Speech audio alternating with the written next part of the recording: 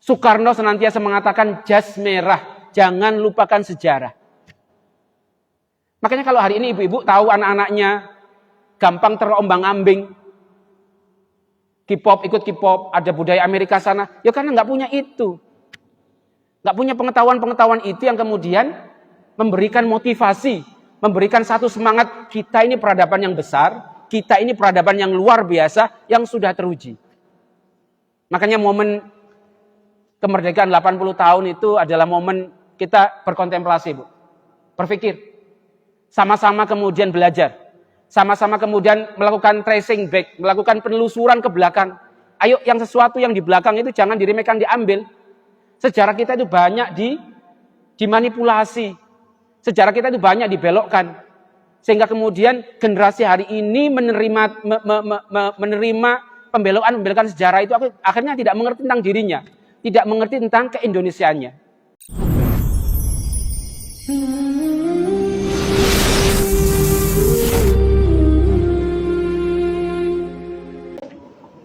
Alhamdulillahirabbil alamin.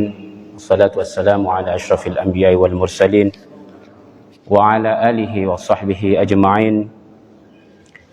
Amma ba'du, qala rabbi shrah li sadri wa yassir li amri wahlul 'uqdatam min lisani yafqahu qawli.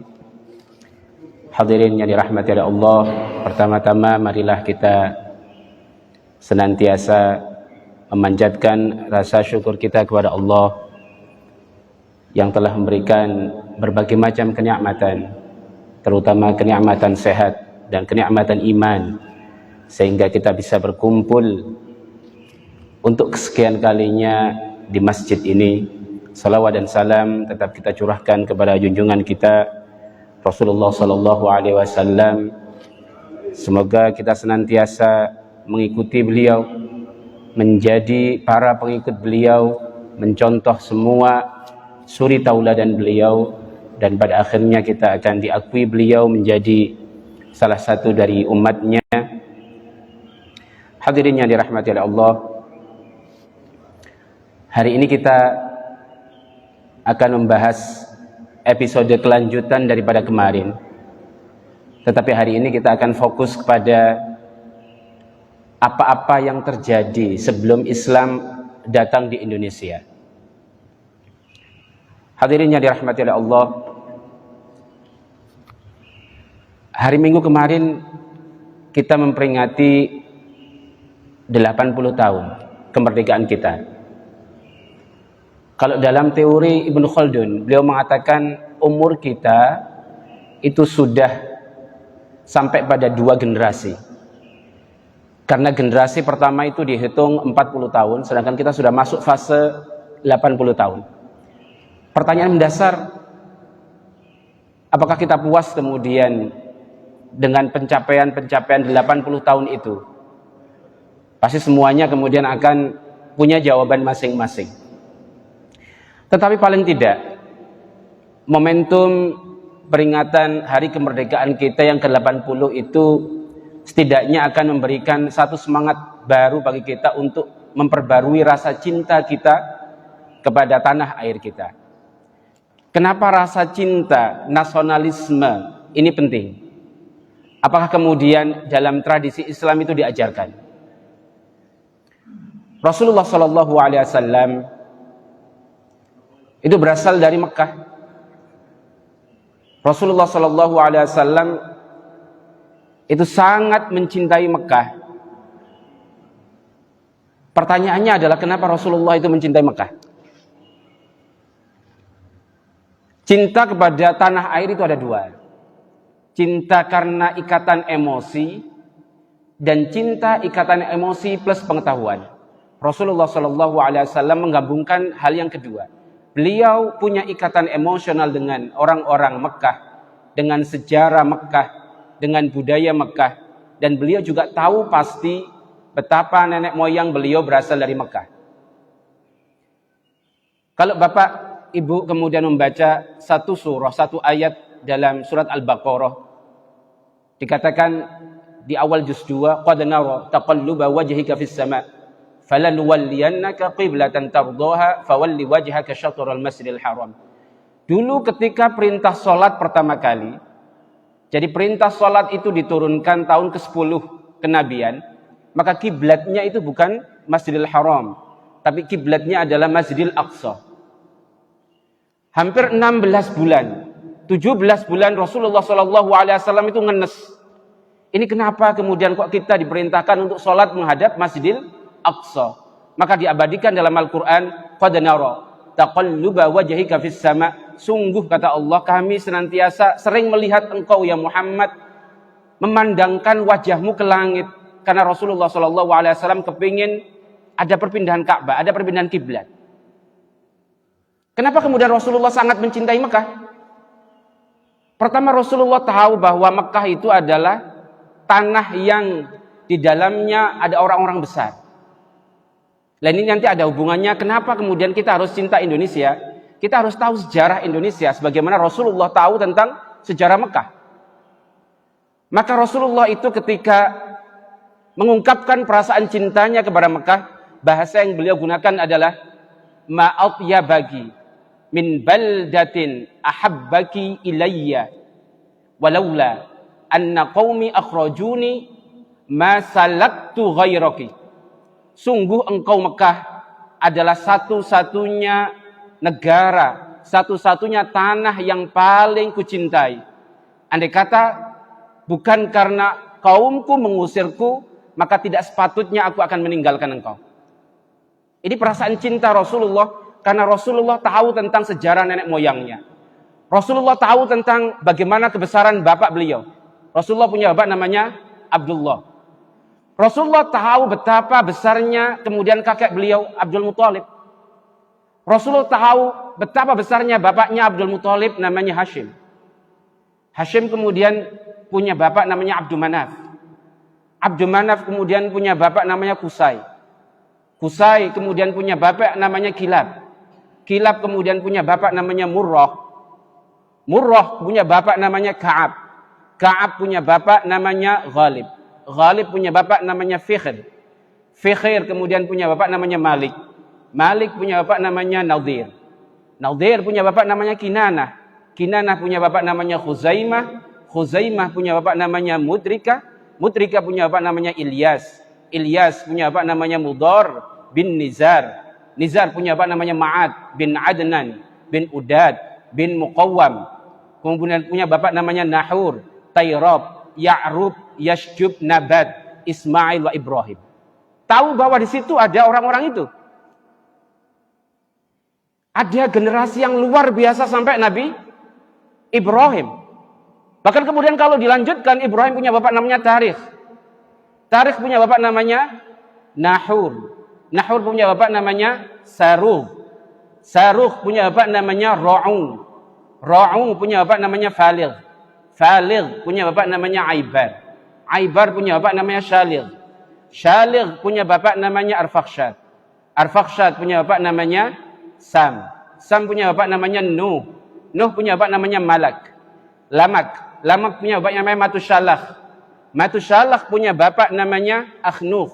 Akhnuh itu kalau ibu-ibu punya tas mahal, nama lainnya Hermes alias Nabi Idris. Jadi kalau ibu-ibu beli namanya Hermes, itu diambil dari kata Akhnuh atau Khonuh. Khonuh punya bapak namanya Yard. Yard punya bapak namanya Mahlail. Mahlail punya bapak namanya Kinan. Kinan punya bapak namanya Syed atau Enos. Enos punya bapak namanya Syed. Syed punya bapak namanya Adam dan ibunya Hawa yang notabene kemudian bertemu di Arafah di Jabal Rahmah. Rasulullah tahu tentang sanad-sanad itu dan bagaimana besarnya orang-orang itu sehingga kemudian kecintaan Rasulullah luar biasa kepada Mekah. Pertanyaannya adalah, seberapa besar kecintaan kita kepada Indonesia?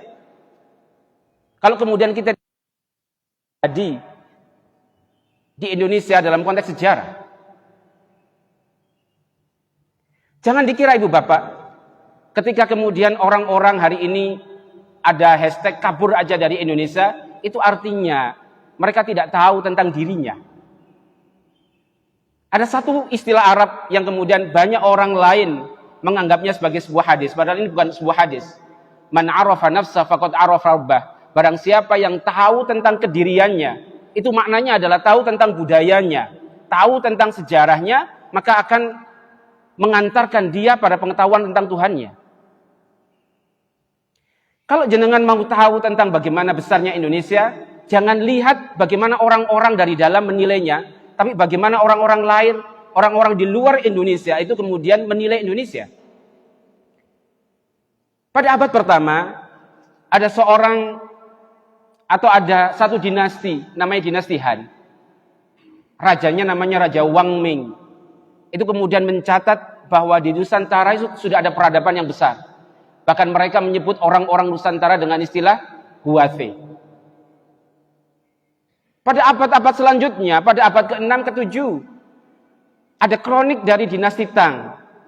Dinasti Tang itu kemudian mencatat bahwa di Jawa itu ada dua kerajaan Holing atau Kalingga. Satu yang ada di daerah Jawa Tengah, satu yang ada di daerah Malang.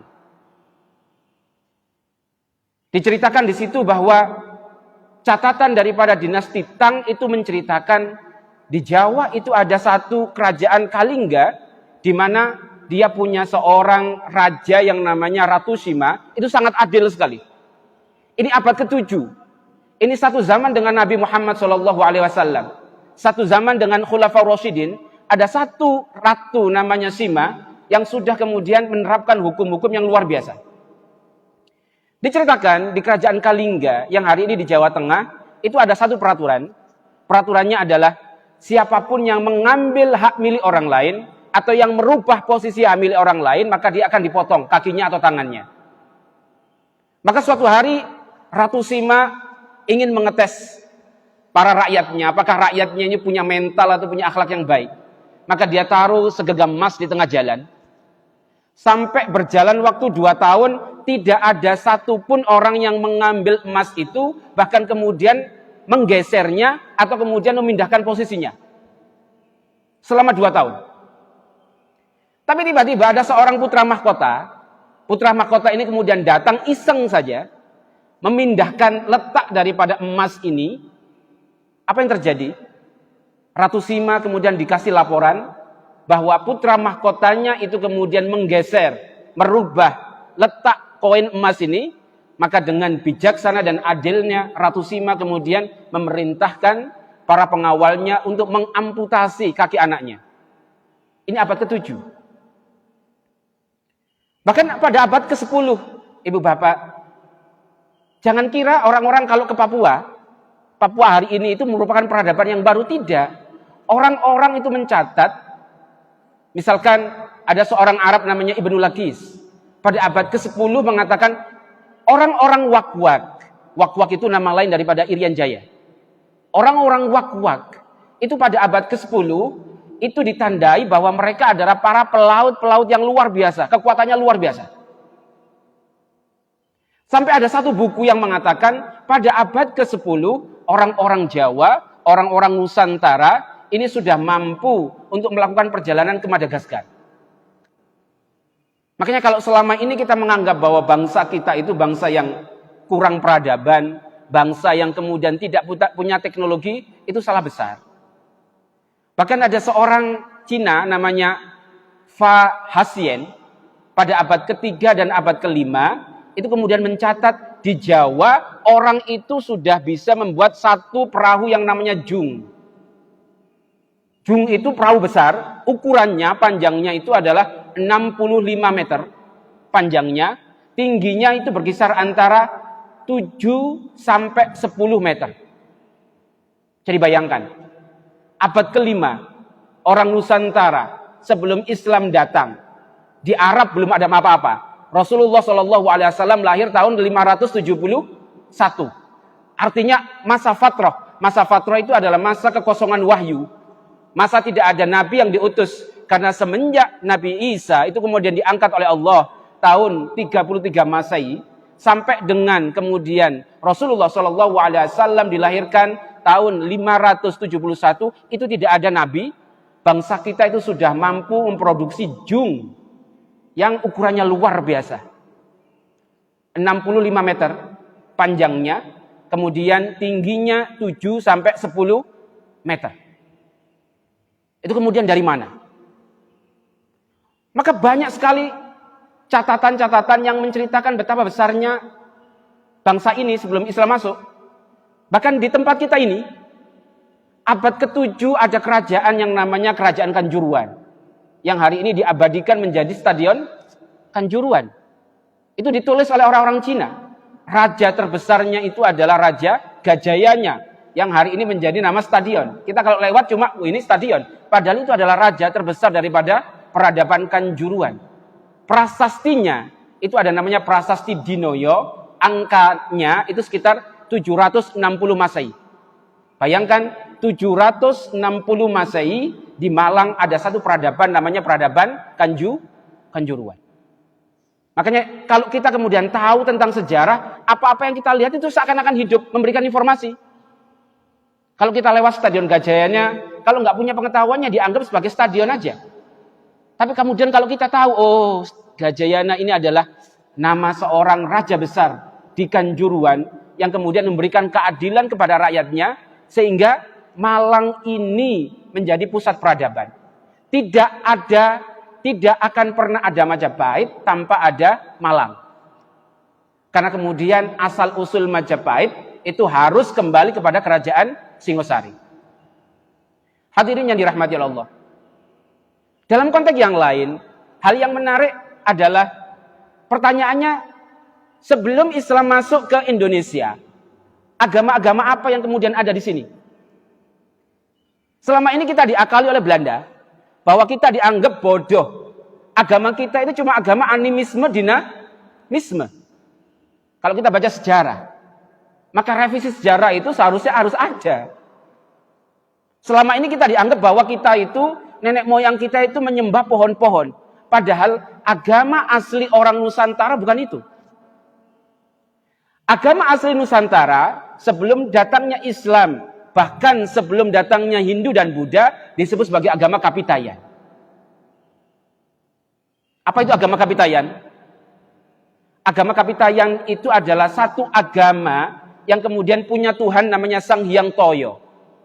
Sang Hyang Toyo itu artinya adalah zat yang kosong. Zat yang tidak bisa dinalar. Zat yang tidak bisa dipikirkan. Jadi sebelum Islam datang, kepercayaan kita itu sudah kemudian percaya kepada zat yang tidak bisa dinalar. Pertanyaannya bagaimana kemudian kita tahu Sang Hyang Toyo? Sang Hyang Toyo itu punya sifat dan punya kekuatan yang namanya tu atau to.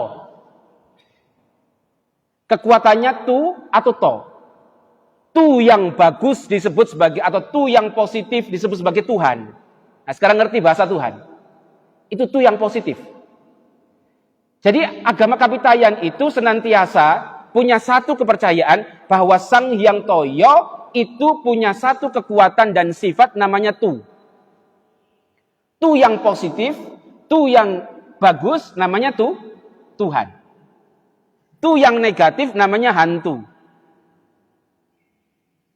Jadi apa-apa yang kemudian bahasa-bahasa yang kemudian kita ucapkan, kalau kemudian kita tahu runtutan maknanya, itu punya makna, bukan sekedar sesuatu yang omong kosong. Tu yang positif disebut sebagai Tuhan, tu yang negatif disebut sebagai hantu, kemudian mereka bermanifestasi disebut sebagai Sang Hyang Tunggal.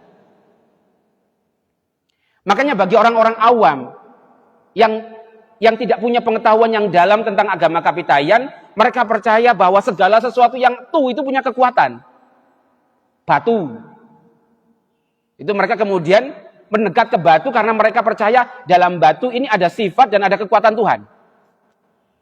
Atau misalkan mereka suka ke air terjun. Air terjun itu bahasa Jawanya Tuban. Atau kemudian hari ini yang tersisa itu kayak kayu beringin. Di danyangan. Kayu beringin dalam bahasa Jawa namanya turumbuk. Ada tunya. Atau kalau mereka kemudian mau mengadakan sesaji, mereka butuh tumbal. Atau mereka percaya satu senjata yang punya kekuatan namanya tumbak. Tetapi pengertian-pengertian seperti ini hanya dimiliki oleh para penganut kapitayan yang notabene tidak punya pengalaman yang mendalam atau pengetahuan yang mendalam. Tapi lihat, orang-orang kelas menengah ke atas yang memahami kapitayan, itu kemudian cara menyembahnya bukan kayak mereka. Cara menyembahnya mereka kemudian datang ke satu tempat yang dinamakan langgar atau sanggar. Jadi dulu kalau ada masjid kecil namanya bukan musola. Namanya apa, Bu? Sanggar atau langgar. Jadi Ibu kalau ke kampung-kampung pasti masih akan menemukan langgar. Langgar itu diambil dari tempat ibadahnya orang kapitayan. Kemudian mereka menghadap kepada satu ceruk. Ceruk itu lubang seperti ini. Itu namanya tutuk. Menghadap kepada ceruk yang kosong ini. Itu tutuk. Kemudian mereka melakukan gerakan namanya tulajek. Tulajek itu berdiri. Tulajek. Seperti ini tulajeknya. Kemudian mereka memasukkan unsur-unsur ketuhanan ke dalam tutut. Tutut itu artinya hati. Kemudian setelah mereka memasukkan ke dalam hatinya tutut, kemudian mereka melakukan namanya suandikep. Suandikep itu sendikep ini, Bu. Sendakep.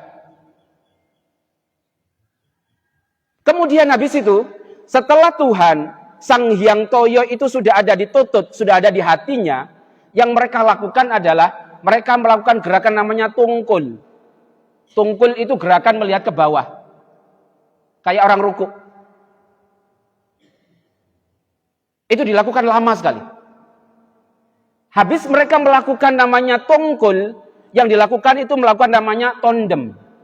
Tondem itu posisi bayi dalam perut ibu. Orang kayak sujud. Orang sujud itu kan seperti anak bayi yang ada di rahimnya ibu. Tondem. Kemudian, habis melakukan tondem, mereka melakukan gerakan namanya tulumpuk. Tulumpuk itu kayak tahiyat-tahir. Itu dilakukan selama 1 jam. Agar kemudian mereka bisa mendapatkan ketenangan, mereka bisa mendapatkan ilham, mereka bisa kemudian memperbaiki diri. Sehingga orang-orang yang kemudian melakukan itu, yang pertama namanya apa, Bu? Tulajek. Kemudian melakukan gerakan suandikep. Habis itu kemudian melakukan gerakan namanya tungkul. Kemudian melakukan gerakan namanya tondem. Tondem ditutup dengan tulumpuk. Akhirnya orang yang tiap hari melakukan ritual itu akan mendapatkan namanya tuah dan tulah. Tuah itu adalah kekuatan positif, tulah itu adalah kekuatan negatif. Dan kalau mereka sudah sampai pada tahapan itu, mereka patut dan cocok dan sesuai untuk diangkat menjadi seorang pemimpin, disebut sebagai ratu atau datu. Kalau dulu pemimpin itu nggak macam-macam, Bu, luar biasa, punya kekuatan spiritual yang luar biasa. Hari ini ada nggak kemudian cara seleksi kepemimpinan kita menggunakan model-model seperti itu? Dipilih yang punya kekuatan spiritual, dipilih yang punya akhlak yang bagus. Karena orang-orang yang sudah melakukan ritual itu, kemudian semua gerak-geriknya itu akan mengandung nilai-nilai ketuhanan yang ditandai dengan huruf namanya pi. Kata-katanya disebut sebagai pitutur. Ngomongnya itu penuh dengan hikmah. Omongannya seperti ini, namakan pidato.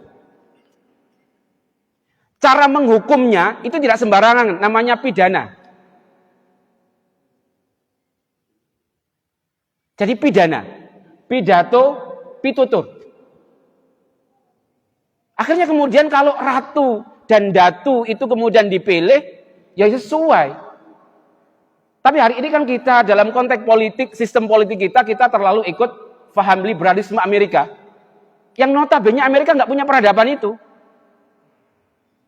Ibu bapak, Amerika itu peradaban yang baru.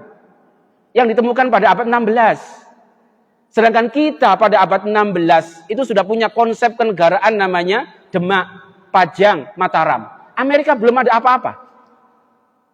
Amerika temukan pada abad 15-16. Kok tiba-tiba kita yang punya peradaban yang sedalam itu, yang sedetail itu, kemudian mengikuti peradaban-peradaban baru yang nggak punya pengalaman. Hari ini apa? Demokrasi kita terlalu bebas. Siapapun bisa jadi presiden asalkan punya uang. Kalau dulu tidak bisa. Orang kemudian harus punya kekuatan spiritual, punya tuah dan tulah, punya hubungan yang bagus dengan Tuhan, tingkah lakunya kemudian tidak macam-macam. Itu yang kemudian akan bisa menjadi ratu atau datu. Tapi kita kan sekarang tidak. Itu yang pertama. Yang kedua, Bu, agama yang kita miliki, yang paling terkenal kadang-kadang kita kurang tahu, itu namanya agama sinkritis antara Siwa dengan Buddha, yang namanya Tontro Birowo. Saya tanya ke Bapak Ibu, kenapa di Malang itu tidak ada makam para wali besar? Kok tidak kayak di Surabaya? Di Surabaya ada makam Sunan Ampel, di Tuban ada makamnya Sunan Bonang, di Gresik ada berbagai macam makamnya para wali besar. Di Malang, kemudian di Banyuwangi, kenapa tidak ada wali-wali besar yang sampai di Malang? Wali besar yang sampai di Malang cuma Ki Ageng Gribik, yang ada di Madiopuro. Itu utusan daripada kerajaan Mataram pada abad ke-16. Jawabannya adalah karena di Malang itu pusat pengajaran Tontro Birowo. Kenapa Tontro Birowo itu serem? Tontro Birowo itu adalah agama sinkritis gabungan antara Siwa dan Buddha, di mana untuk mencapai nirwana, untuk mencapai Gusti Allah, untuk mencapai Tuhan, mereka melakukan namanya Ponco Mokoro. Ponco itu 5, Bu. Mokoro itu molimo. Mereka melakukan kemaksiatan dalam 5 hal. Pertama disebut sebagai mamsha. Mamsha ini adalah kemudian makan binatang-binatang yang haram. Ritualnya, Bu. Jadi kemudian mereka melakukan ritual itu buat keliling seperti ini. Kemudian di tengah-tengah itu ada namanya daging-daging haram. Kemudian mereka memakan itu. Ritualnya namanya mamsha. Habis mamsha kemudian mereka melakukan namanya matsha. Matsha itu makan bangkai daripada ikan.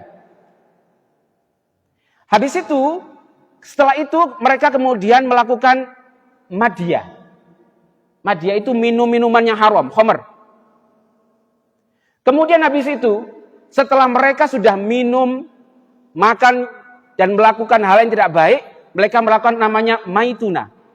Maituna itu adalah hubungan suami istri yang terlarang. Habis itu, setelah mereka melakukan semua itu, mereka melakukan namanya mudra. Mudra itu bersemedi. Karena mereka menganggap kalau syahwat perut dan syahwat kemaluan sudah selesai, maka semuanya hilang dan untuk sampai kepada Tuhan cepat. Hasilnya apa? Di Jawa ini banyak siluman-siluman yang kemudian para wali tidak bisa masuk di daerah Malang. Salah satu orang yang mempraktekkan itu adalah raja terakhir daripada kerajaan Singosari, namanya Kertanegara. Makanya setiap ada orang-orang yang mau datang ke Malang, itu kemudian berhadapan dengan namanya Kertanegara. Sampai ada satu orang yang diusir karena kemudian menghalangi cita-cita daripada Kertanegara untuk mengkampanyekan agama Tantra Birawa ini. Beliau bernama Arya Wiraraja. Seorang muslim yang makamnya hari ini ibu kemudian bisa lihat di daerah Beting, Lumajang. Bapaknya Ronggolawe. Pernah dengar Ronggolawe, Bu? Kalau ibu-ibu lihat kemudian di film-film ada namanya Ronggolawe dan lain sebagainya. Lah dia punya bapak namanya Arya Wiraraja. Itulah orang yang kemudian menentang perbuatan-perbuatan daripada apa yang dilakukan oleh sekte Tontro Birowo. Jadi jangan bayangkan agama yang dianut masyarakat itu agama Hindu dan Buddha, tidak. Yang dianut oleh masyarakat mayoritas adalah agama Kapitayan. Yang kedua kemudian agama Tontro Birowo, baru kemudian orang-orang elit eksklusif, orang kelas menengah ke atas itu menganut agama Hindu dan Buddha. Makanya pertanyaan utama adalah kenapa Wali Songo itu tidak bisa berkembang sebelum datangnya Sunan Ampel. Nah ini yang kemudian kita harus tahu juga. Di Jawa itu, Bu, ada berbagai macam kasta. Kita itu dulu jauh sebelum ada peradaban modern, kita punya namanya stratifikasi, pembagian kerja. Kalau ini dilakukan, hari ini orang-orang asing tidak akan bisa kemudian menguasai tanah milik kita. Di Jawa itu ada 7 kasta. Kasta pertama namanya Brahmana. Brahmana ini adalah orang-orang yang khusus menyebarkan agama.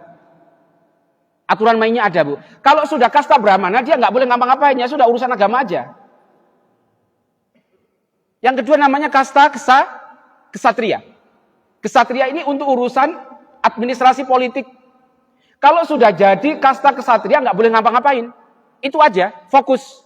Kalau dalam bahasa politik hari ini namanya teori meritokrasi. Segala sesuatu tergantung dengan kemampuan dia. Tapi hari ini kan enggak kita. Ustadz, kemudian daftar jadi caleg, kemudian punya bisnis ini, kemudian itu enggak karuan akhirnya. Kalau dulu tidak. Kasta selanjutnya itu adalah kasta waisa. Kasta waisa ini adalah para pedagang, pebisnis, pekerja, petani, ini waisa, Bu. Yang paling bawah itu namanya sudra. Sudra itu adalah orang-orang yang mengabdi kepada Brahmana dan kepada kesatria. Tetapi dalam konsep kita, mereka diarahkan untuk mengabdi kepada Brahmana. Karena kemudian doktrinnya adalah, karena ketika mereka mengabdi kepada Brahmana, mereka kemudian akan mendapatkan keamanan atau jaminan dunia akhirat. Kalau mereka hanya mengabdi kepada kesatria, jadi prajurit, mereka akan hanya mendapatkan jaminan dunia. Kasta selanjutnya dinamakan Candala. Kasta Candala ini kasta pernikahan antara kasta atas sama kasta bawah. Jadi orang dulu nggak bisa menikah. Misalkan kasta Candala menikah dengan kasta Brahmana tidak bisa. Kalau dia menikah maka kastanya akan turun. Nah ini, kasta yang keenam namanya Mlecha. Mlecha ini orang asing. Orang asing tidak punya hak di kita. Dia cuma datang, bisa berdagang, tapi kemudian nggak punya hak. Orang asing yang datang ke Nusantara dalam konteks peradaban kita namanya Mlecha, dia nggak bisa jadi pemimpin. Nah itu kemudian kalau dipraktekkan hari ini, yang masih mempraktekkan hari ini orang-orang Malaysia. Orang-orang pribumi di Malaysia itu dilindungi oleh satu partai namanya UMNO. Hak mereka itu lebih daripada orang pendatang. Dijamin bahwa orang pribumi itu akan menikmati kekayaan negara. Dan orang-orang asing tidak punya hak. Tapi hari ini sistem liberal kita, betapa kita yang luar biasanya kaya, kekayaan kita kemudian dimonopoli. Kalau dulu tidak boleh. Yang monopoli orang asing. Kalau dulu tidak boleh. Makanya kemudian para wali dulu, itu ketika datang ke Indonesia tidak bisa menyebarkan agama Islam. Mentok. Sebelum datangnya Sunan Ampel. Karena wali-wali yang lain itu orang Arab murni, orang Mlecha, yang notabene nggak punya hak. Tapi ketika Sunan Ampel datang, lah ini berkahnya kita yang ada di Malang. Sunan Ampel itu sebetulnya orang Singosari. Jadi walaupun Kertanegara itu penganut agama Tantro Birowo yang kejamnya luar biasa, menindas agama, terutama Islam, tapi ada kebaikannya. Ini gara-gara Kertanegara. Kertanegara itu punya adik, namanya Ratu Tapasy. Ratu Tapasy ini kemudian menikah dengan seorang Raja Campa, namanya Jayasinghavarma IV atau Jayasinghavarma III. Kemudian punya anak namanya Condrobulan. Lah Condrobulan inilah yang kemudian menikah dengan Ibrahim Asmoro Kondi. Nah dari Ibrahim Asmoro Kondi itu kemudian lahir Sunan Ampel. Makanya kemudian ketika Sunan Ampel datang pada masa pemerintahan Brawijaya V, Brawijaya V itu namanya Kertawijaya, ketika ditanya nasabnya, dia menjelaskan, wahai Raja Brawijaya, aku bukan orang Mlecha, aku orang Nusantara. Karena kemudian nenek moyangku itu berasal dari Singosari namanya Ratu Tapasy. Makanya langsung oleh Brawijaya V dikasih hak untuk menyebarkan agama Islam. Tapi sebelumnya tidak bisa, Bu. Sebelumnya tidak bisa. Makanya perkara nasab itu penting. Jenengan mau nggak mau itu harus tahu tentang nasabnya. Karena nasab itu akan memberikan guide, memberikan panduan kepada kita. Rasulullah SAW mengatakan, ta'allamu min ansabikum. Belajarlah atau pelajarilah nasab-nasab kalian, ma tausiluna bihi arhamakum. Yang nasab itu kemudian kalau kalian ketahui akan mengantarkan kalian untuk bisa silaturahim dengan dulur-dulur kita. Lah kan kita sekarang cuek. Paling nasab kita tahunya sampai ke berapa, Bu? Tahunya paling ke kakek. Kalau Sunan Ampel tidak. Sunan Ampel menjelaskan, oh bapakku namanya Ibrahim Asmorokondi. Kemudian dijelaskan lagi, bapaknya Ibrahim Asmorokondi namanya Najmuddin Kubro. Najmuddin Kubro punya bapak namanya Mahmud Kubro. Mahmud Kubro punya bapak namanya Abdurrahman. Abdurrahman punya bapak namanya Abdullah. Abdullah punya bapak namanya Ustar. Ustar punya bapak namanya Sam'un. Sam'un punya bapak Najmuddin Kabir. Najmuddin Kabir punya bapak namanya Husain Kabir. Husain Kabir punya bapak namanya Husain Ali atau Zainal Ali. Zainal Ali punya bapak namanya Zainal Hakam. Zainal Hakam punya bapak namanya Zainal Abidin. Zainal Abidin punya bapak namanya Husain. Husain punya bapak namanya Ali. Ali menikah dengan Fatimah binti Rasulillah. Orang dulu menjelaskan dirinya seperti itu. Kalau sekarang kan kita enggak, cuek. Ya wis lah. Gak penting nasab itu. Untuk apa kemudian? Padahal kemudian nasab itu memberikan panduan. Dulu nasab itu penting. Karena kadang-kadang kehidupan kita itu cuma pengulangan daripada nenek moyang kita. Sekarang saya tanya ke bapak sama ibu. Kenapa ada ulama jadi presiden dan jadi ulama? Kenapa ada orang yang jadi ulama dan jadi presiden dalam sejarah Indonesia? Ibu tahu siapa itu? Abdurrahman Wahid. Coba kita lihat nasabnya kalau ibu gak percaya. Abdurrahman Wahid itu hanya mengulang. Abdurrahman Wahid itu punya bapak namanya Wahid. Wahid punya bapak namanya Hashim. Hashim punya bapak namanya Ash'ari. Ash'ari punya bapak namanya Abdul Wahid. Abdul Wahid punya bapak namanya Abdul Halim. Abdul Halim punya bapak namanya Abdurrahman alias Pangeran Sambo. Punya bapak namanya Pangeran Benowo. Punya bapak namanya Joko Tingkir. Apa yang dilakukan oleh Abdurrahman Wahid ini hanya mengulang apa yang dilakukan oleh Joko Tingkir. Joko Tingkir itu seorang ulama sekaligus seorang presiden. Makanya kemudian dulu itu sangat diperhatikan di Jawa itu. Karena kemudian nasab itu memberikan garis kepada kita. Kalau nasab kita bagus, kemudian kita tidak akan neko-neko. Makanya orang dulu nggak bisa jadi raja kalau kemudian nasabnya ada yang macam-macam. Karena di Jawa itu sebelum umat Islam datang, itu kita punya sudah namanya ketentuan hukum, kitab undang-undang. Kitab undang-undang kita hari ini itu aneh. Kitab undang-undang yang berasal daripada Belanda. Padahal kita punya original, itu namanya Kutara Manala Dharma Sastra. Itu kitab undang-undang sebelum Islam datang punya Majapahit. Yang kemudian diduplikasi oleh kerajaan Demak namanya Suryo Angger. Itu isinya luar biasa. Salah satu babnya, contoh kecil. Salah satu bab dalam Kutara Manawa Dharma Sastra itu adalah bab tentang pencurian dan korupsi. Kalau kita hari ini pencurian dan korupsi hukumannya apa, Bu? Hukumannya paling 5 tahun, 10 tahun. Kalau dalam kitab Dharma Sastra ini hukumannya adalah kalau orang mencuri, melakukan korupsi, itu kemudian dia akan dihukum mati, kemudian anaknya, istrinya, semua hartanya diambil negara. Loh kalau itu dipakai hari ini selesai.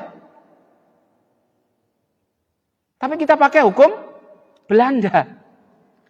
Aneh. Ada satu bangsa yang menjajah kita, tapi kemudian hukumnya kita pakai. Tapi kita punya satu panduan hukum yang sangat original, namanya Kutara Manawa Dharma Sastra, itu kemudian tidak pernah dikaji. Dibiarkan. Contoh kecil. Salah satu bab pasal dalam kitab Kutara Manawa Dharma Sastra itu namanya pasal Paradara. Itu yang mengatur perlindungan kepada seorang wanita. Dulu Bu, kalau ada orang asing jalan, kemudian menggoda wanita, itu hukumannya bisa hukum mati. Lah hari ini kan kita nggak punya itu. Apalagi melakukan pelecehan-pelecehan yang tidak, pelecehan-pelecehan seksual dan lain sebagainya, hukumannya mati. Kalau dulu, orang-orang itu yang kemudian ngobrol, nggak karuan, bukan suami istri, itu hukumannya mati. Sehingga wanita zaman itu aman dengan panduan Kutara Manawa Dharma Sastra. Sekarang, di hotel-hotel itu bebas. Orang-orang pacaran bebas. Pertanyaannya hukum apa yang kemudian kita pakai hari ini? Kok hukum Belanda? Kok bukan mengambil hukum-hukum wisdom, local wisdom yang kita punya, yang notabene telah terbukti mengantarkan Majapahit menjadi satu kemarahajaan yang luar biasa besar. Lah kalau kita ngerti sejarah, itu pasti kan akan mengambil sesuatu yang sudah terbukti. Kok ini kemudian kita mengambil satu panduan yang kemudian tidak terbukti, panduan Belanda. Yang hari ini Belanda juga tidak maju-maju amat. Lah kemerdekaan yang kemarin itu memberikan refleksi Bu. Seakan-akan kita disuruh untuk, apa kalau dalam bahasa Al-Quran itu, faqsusil qasasa la'allakum yatafakkarun. Ceritakan sejarahmu, masa lalumu, agar kemudian kamu berpikir. Majapahit itu satu kemarahajaan yang besar Bu. Besarnya itu meliputi Asia Tenggara. Sistem kerajaannya itu bukan menggunakan sistem republik, tapi menggunakan istilah Mandala. Mandala itu punya satu sistem kemarahajaan di mana dia meliputi 3 ruang. Ruang pertama itu adalah kemarahajaan istana yang ada di Trowulan, pusatnya. Kemudian ruang kedua disebut sebagai mancanegara yang meliputi daerah-daerah di Jawa dan sebagian di Lampung dan di Bali. Kemudian di luar itu, daerah-daerah di luar Jawa, Lampung dan Bali disebut sebagai Nusantara yang meliputi Kalimantan, kemudian meliputi Sumatera, meliputi Tumasek. Tumasek itu nama-lamanya, nama hari ini Singapura. Yang meliputi Siam, Champa dan lain sebagainya. Lalu itu sudah teruji hampir 200 tahun. Dengan sistem itu, kenapa lokal wisdom itu kemudian tidak kita gali, tidak kita ambil dalam rangka untuk melindungi wanita, dalam rangka untuk melindungi kekayaan alam kita. Lu bayangkan, kalau kemudian salah satu pasal dalam Kutara Manawa Mandala dipakai tadi, orang yang mencuri, yang melakukan korupsi, itu dihukum mati, anak istrinya, kemudian semua hartanya diambil negara, saya jamin gak ada yang korupsi. Kalau hari ini kan enggak. Hukum kita ini aneh. Makanya secara budaya, secara peradaban, siklus kedua ini, dalam konteks Al-Quran, watilkal ayyamu nudawiluha, dalam konteks Al-Quran atau dalam konteks siklus menurut pandangan Ibnu Khaldun, seharusnya kita sudah masuk dalam kategori negara maju, tapi kenapa masih berjalan di tempat? Karena kita terlalu meremehkan asal-usul kita, budaya kita. Kita tidak pernah berpikir bahwa kita punya hal-hal seperti itu yang kemudian bisa masuk menjadi perundang-undangan dan menjadi bagian dari tata kelola negara kita. Itu. Hari ini kita terlalu western minded, terlalu terpukau dengan apa istilah western minded itu. Pola pikir barat. Yang notabene tidak sekaya kita. Yang notabene tidak segenuine kita. Amerika yang seperti itu kenapa ditiru? Belanda seperti itu kenapa ditiru? Padahal kemudian local wisdom kita menyediakan resources, sumber-sumber yang melimpah. Itulah kemudian kenapa Soekarno senantiasa mengatakan jas merah, jangan lupakan sejarah. Makanya kalau hari ini ibu-ibu tahu anak-anaknya gampang terombang-ambing, K-pop, ikut K-pop, ada budaya Amerika sana. Ya karena nggak punya itu. Nggak punya pengetahuan-pengetahuan itu yang kemudian memberikan motivasi, memberikan satu semangat, kita ini peradaban yang besar, kita ini peradaban yang luar biasa, yang sudah teruji. Makanya momen kemerdekaan 80 tahun itu adalah momen kita berkontemplasi, Bu. berpikir. Sama-sama kemudian belajar. Sama-sama kemudian melakukan tracing back, melakukan penelusuran ke belakang. Ayo yang sesuatu yang di belakang itu jangan diremehkan, diambil. Sejarah kita itu banyak dimanipulasi. Sejarah kita itu banyak dibelokkan. Sehingga kemudian generasi hari ini menerima pembelokan sejarah itu akhirnya tidak mengerti tentang dirinya. Tidak mengerti tentang keindonesiaannya. Maka terakhir Bu, ibu-ibu yang punya anak di rumah, jangan malas-malas untuk kemudian memberikan nutrisi-nutrisi pengetahuan tentang kesejarahan. Ya sejarah tentang kita, sejarah tentang Islam, itu yang kemudian akan membentuk karakter kita. Tapi kalau kita cuek ya sudah. Anak kita tidak akan terwarnai oleh sejarah kita, sejarah Islam, tapi kemudian akan terwarnai oleh sejarah-sejarah Barat yang notabene peradaban yang tidak mengenal Tuhan. Peradaban kapital, peradaban yang kemudian mematikan Tuhan. Buktinya apa? Mereka punya paham namanya nihilisme. Nietzsche, itu seorang Barat, seorang Jerman, itu punya peradaban namanya nihilisme. Dia mengatakan Tuhan, Gusti Allah itu sudah mati. Makanya naudzubillah. Makanya monggo kemudian setiap harinya ruang-ruang keluarga itu diisi, Bu. Ini loh, baca, belajar, sehingga kemudian kita akan menjadi orang-orang yang melek dengan peradaban kita, dan pada akhirnya kita akan bangga. Tidak ada lagi hashtag ayo kabur saja.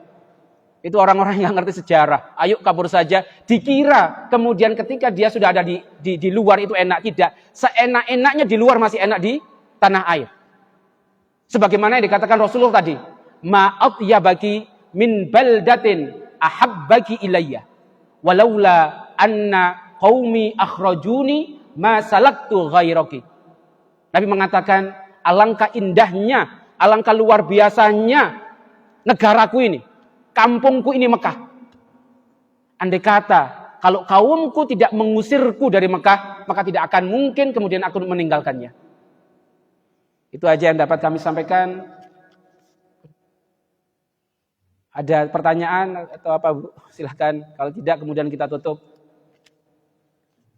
Semoga kemudian kita menjadi orang-orang yang ahlul ilmi, menjadi orang-orang yang baik, menjadi orang-orang yang kemudian bermanfaat bagi diri kita, bagi bangsa kita, bagi agama kita, yang pada akhirnya akan mengantarkan kita kepada satu jalan yang disebut sebagai husnul khatimah. Ala kulli ni'matin al-Fatihah.